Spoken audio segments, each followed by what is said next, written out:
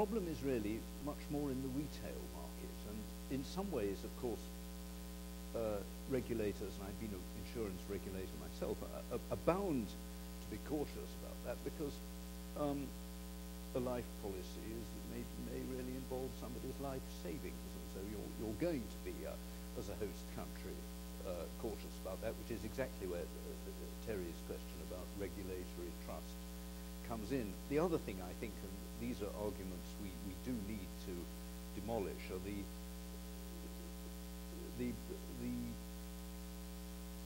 well, I was going to use bogus, they're not exactly bogus, but they're just mistaken arguments about restricting liberalization of the retail market.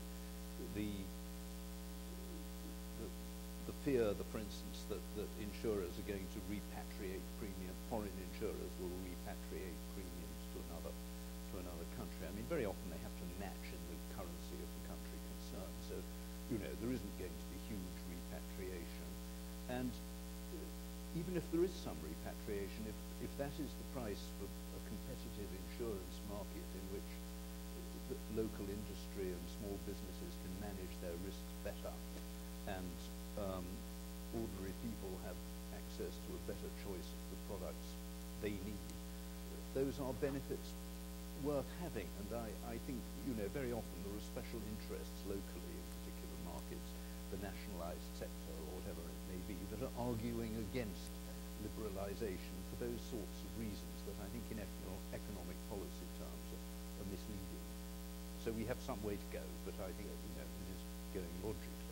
All right, good, thank you. All right, are there questions in the audience? If you would stand up, state if there's a mic coming, give your name and who you represent, and your question. Thank you.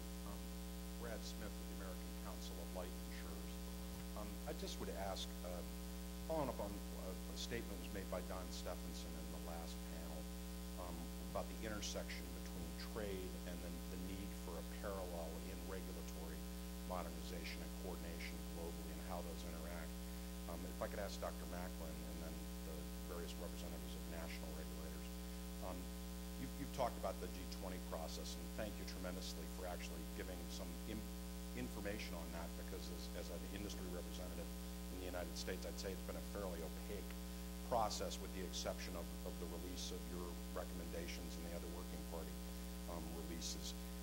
Trying to understand, you mentioned that there is not a desire by the government of Canada or the other G20 members to create a super regulator. And what it does require, however, is a fairly detailed set of commitments by the member governments to carry out specific actions, whether it's identifying companies that need where there's intervention, setting improved capital standards. It requires tools that the regulator would have or that the national government could actually commit. Can I just ask, in your future work that you've outlined in terms of peer review, is part of that an assessment of whether the governments of the G20 have the necessary legal authority in their jurisdictions, preconditions, as it were, to actually implement the principles that you've outlined?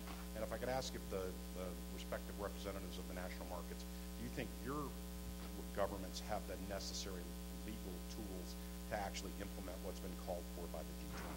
Thank you. So let me just try to, first of all,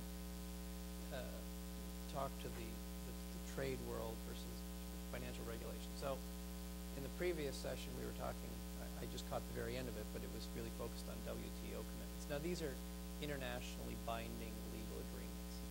The G20 commitments are not internationally binding legal agreements in the same way that WTO is.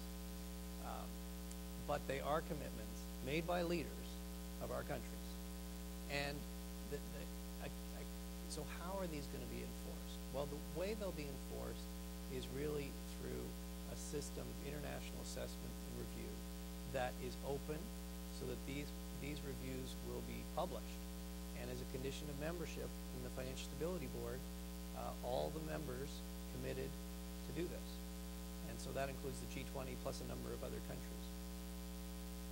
And then ultimately, it's going to be peer review. It's going to be peer pressure. But it's going to be out there in the open. Everyone's going to see it, and there's going to be peer pressure. And the idea is to create a race to the top as opposed to a race to the bottom. But, you know, getting back to something John said, you know, at the end of the day, if something goes bad, it's the taxpayers of the country that are going to foot the bill. And so, I mean, countries are sovereign, and there's no attempt to take away the sovereignty, but there is a need to strengthen the standards, and certainly the approach the G20 is taking is to do this through an open and rigorous peer assessment. With respect to the peer review system I'm setting up, yes, that would be part of the assessment. There will be two types of peer reviews. There will be country reviews. The other thing that the country's all committed to as part of the membership of the Financial Stability Board is to do periodically an IMF financial sector assessment program. And as you know, that goes through all the key standards and looks across the financial sector. And the idea and that's a bilateral discussion between the IMF and the country. The idea of the FSB country peer reviews is to get more of a multilateral discussion, look to basically draw on the experience of countries. So after you've done an FSAP, say 1 to 2 years after, how have you responded, and get the combined wisdom of the other countries around the table. And part of that will be ensuring that you've got the key standards in place, which would include the legal authority. The other piece of it are going to be thematic reviews. The one that is at the top of the list right now is looking at compensation practices and ensuring that they are aligned with the Financial Stability Board's principles for sound compensation. We'll be doing that early next year. That one isn't so much so for example, on that one, you'd have to make sure that the prudential regulators have the necessary authorities that they could enforce these rules. And that would probably be done if you had a very risky compensation structure, you could face a higher capital charge, for example.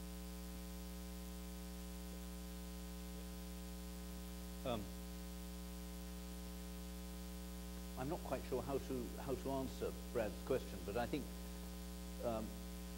as I took it, a part of it was, would any particular country or group of countries, in the case of the EU, have the necessary structures in place to give an international engagement that it would engage with whatever the G20 rules were? And in the case of the European Union, the answer would I'm sure be yes. I mean, the current proposals from the Commission are proposals for adapting the single market regulation within the EU so that the existing structures allow for still more disciplines within the Union. There are certain problems that are unsolved, like the fiscal exposure, the question for individual national. I mean, there is no pooling of burden sharing. There is no organised system of burden sharing within the EU for pooling the risks arising from a major systemic entity failing. That would still fall on the national government of the country where it owning that institution. But as for the question, does the European Union have the necessary legal powers and structures to be able to commit to following some international regime, whatever it was? The answer is yes, it does. And if the Treaty of Lisbon is adopted, as it now looks as if it will be, all that will be even simpler than before. There were, you want to comment? I just say I'm suspecting, because Brad is from the U.S., that we in But he wanted to keep that secret. Yeah,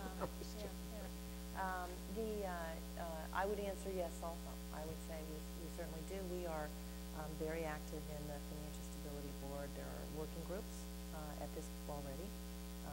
We are going through an FSAP process as we speak in the U.S.